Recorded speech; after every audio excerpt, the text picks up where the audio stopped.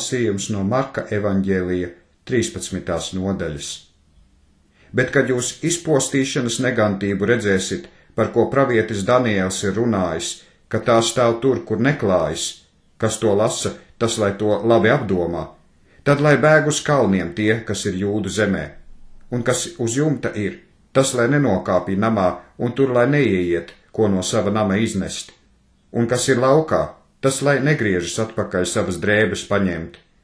Bet ak vai grūtniecēm un zīdītājām tanīs dienās, bet lūdziet, lai jūsu bēgšana nenotiek ziemas laikā, jo tanī laikā būs tādas lielas bēdas, kādas nav bijušas no paša iesākuma, kamēr Dievs pasauli radījis līdz šim, un kādas arī nebūs. Un ja tas kungs šīs dienas nepaīsinātu, tad neviens netaptu izglābts, bet izredzēto dēļ, ko viņš izredzējis, viņš tās dienas ir paīsinājis. Un ja kas tanī laikā uz jums sacīs, redzi, šeit ir Kristus, jeb redzi, tur viņš ir, tad neticiet, jo viltus kristi un viltus pravieši celsies un lielas zīmes un brīnums darīs, ka pieviltu, ja tas varētu notikt, arī izredzētos. Bet jūs pielūkojiet, redzi, es jums to visu iepriekš esmu sacījis. Bet tanīs dienās, pēc tām bēdām, saule aptumšosies un mēnesis nedos savu spīdumu, un debesis zvaigznes nokritīs, un debesis stiprumi kustēsies. Un tad redzēs cilvēka dēlu nākam padebešos ar lielu spēku un godību. Un tad viņš izsūtīs savus eņģeļus un sakrās savus izredzētos no 4 vējiem, no zemes gala līdz debesis galam. Bet mācieties līdzību no vīģes koka. Kad tā zars jau iezeļ un lapas plaukst, tad jūs nomanāt, vasaru esam klāt. Tā arī dzan, kad jūs visu šo redzēsit notiekam, tad ziniet, ka tas ir tuvu pie durvīm. Patiesi es jums saku, šī cilts nezudīs, tiekams viss tas būs noticis. Debesis un zeme zudīs, bet mani vārdi nezudīs. Bet par to dienu, jeb stundu, neviens nezina, ne eņģeļi, kas debesīs, ne dēls, kā vien tēvs. Pielūkojiet, esiet modrīgi un lūdziet, jo jūs nezināt, kad tas laiks ir. Tā kā viens cilvēks, citur noiedams, atstāja savu namu un deva saviem kalpiem varu un ik katram savu darbu un pavēlēja durvju sargam būt nomodā. Tad nu esiet nomodā, jo jūs nezināt, kad nama kungs nāk, vai vakarā, vai nakts vidū, vai gaiļos, vai no rīta agri. Kad tas nejauši nākdams, jūs neatrod guļam. Bet ko es jums saku, to es saku visiem. Esiet nomodā.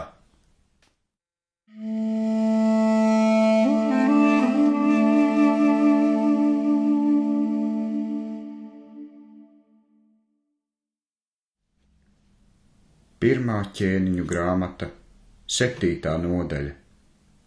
Bet pie sava nama Salamans strādāja 13 gadus, kamēr savu namu pabeidza.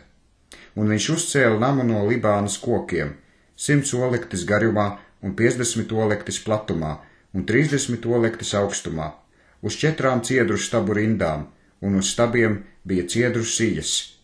Un ciedru griesti bija virsū uz telpām, kas uz stabiem. Šo bija 45 pa 15 ik katrā rindā. Un pavisam bija 3 rindas logu. Logs bija logam pretī 3 kārtām. Un visas durvis un logi bija 4-kantīgi no baļķiem, un logs logam bija pretī 3 kārtās.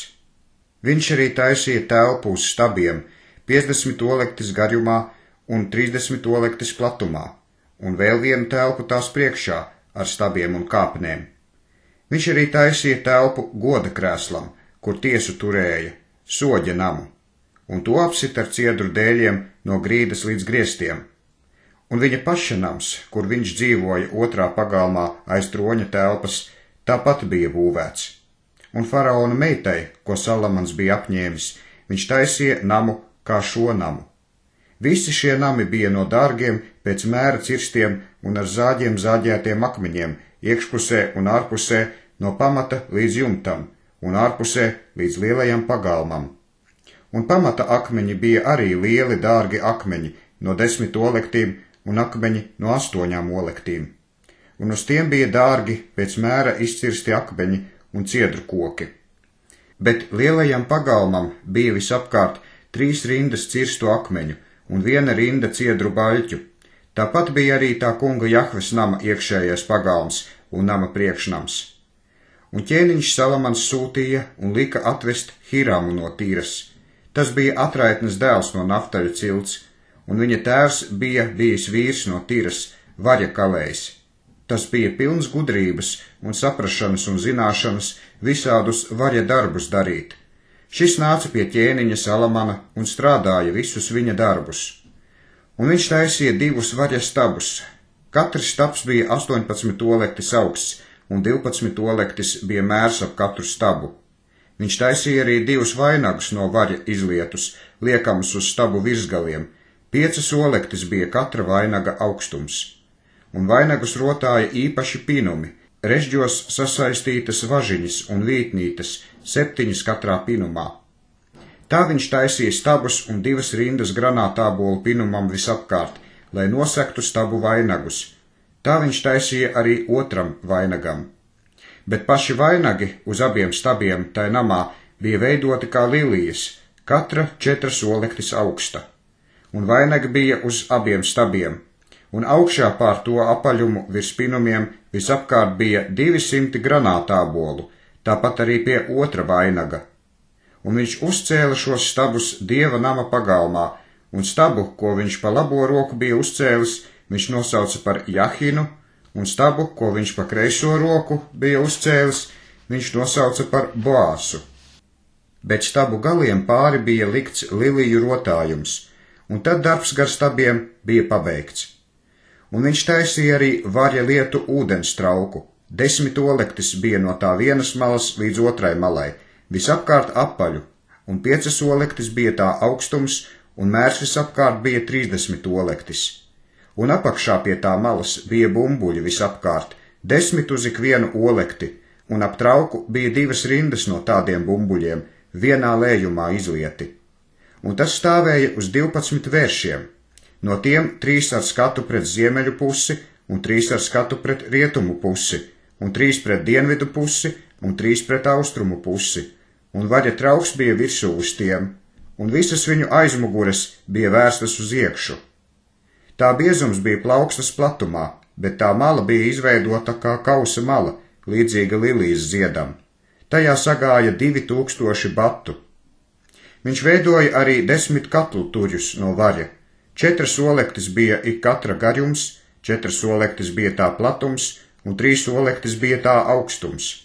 Un šie katlu tuļi bija tā ierīkoti, tiem bija apmales, un starp apmalēm bija ielaidumi. Un uz šiem ielaidumiem, kas bija starp apmalēm, bija lauvas, vērši un ķerubi, tāpat arī uz apmalēm. Virs un zem lauvām un vēršiem karājās vītņu rotājumi. Un ikvienam katluturim bija 4 Varja riteņi ar Varja asīm, 4 stūrju atbalsti. Šie stūrju atbalsti zem katla bija cits citam iepratī ar izcirstiem vītņu rotājumiem. Bet atvērums katlam katlu turju vidū bija 1 olekti augsts. Tā vāks bija apaļš, 1,5 olekts plats. Arī uz vāka vēl bija izgriezumi, un tā apmales bija 4šķautņainas, ne apaļas. Apakšapmalēm bija 4 riteņi, riteņu asis bija pie katluturiem. Katra riteņa augstums bija 1,5 olekts. Šie riteņi bija taisīti tāpat kā braucamiem ratiem, tiem bija savas asis, savi loki, savi spieķi un savas rumbas, tie visi bija lieti. Un 4 stūrju atbalsti bija pie 4 stūriem, šie atbalsti bija ar katluturiem no 1 gabala.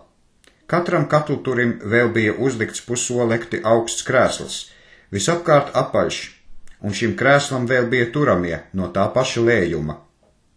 Un viņš lika izgrebt uz turamo sāniem un uz apmales ķerubus, lauvas un palmas, cik vietas bija, un visapkārt vītnes. Un tāpat viņš darīja ar visiem 10 katluturiem. Tie visi bija vienāda lējuma, vienāda mēra, un tie visi bija vienāda izskata. Viņš taisīja arī 10 Varja katlus. Ik katrā katlā sagāja 40 bati. Ik katrs katls bija 4 olektis plats. Uz ikviena katlutuļa no 10 katlutuļiem bija 1 katls.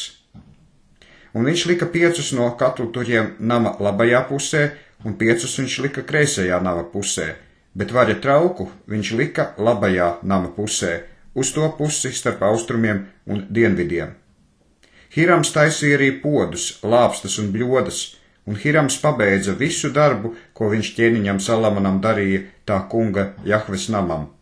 Proti 2 stabus un apaļus vainagus uz 2 stabiem, un 2 pinumus, kas apsedza 2 apaļos vainagus stabu virsgalos, un 400 granātābolus pie 2 pinumiem, 2 rindas granātābolu pie katra pinuma, kas apsedza 2 apaļos vainagus uz stabiem, un 10 katluturjus, un 10 katlus katluturiem virsū, un 1 vaļa trauku, un 12 vēršus apakš vaļa trauka, un podus, un lāpstas, un bļodas, un visi rīki, ko Hirams ķēniņam Salamonam taisīja dieva namam, bija no spoža vaļa. Jordānas klajumā ķēniņš tos lika liet cietā zemē starp Sukotu un Cartanu, un Salamans atstāja nesvērtus visus šos rīkus ļoti lielā svara dēļ, vaļas svars palika nezināms.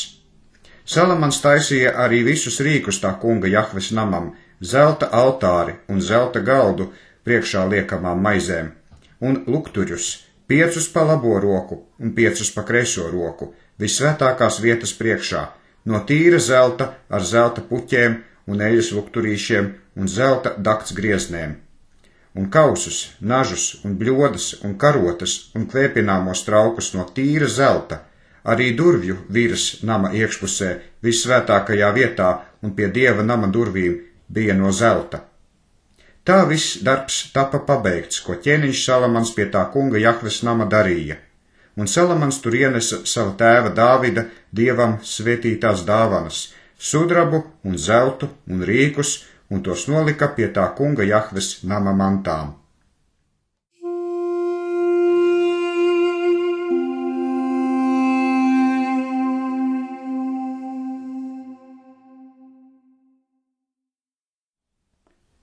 Lasījums no Hozejas grāmatas 9. nodaļas.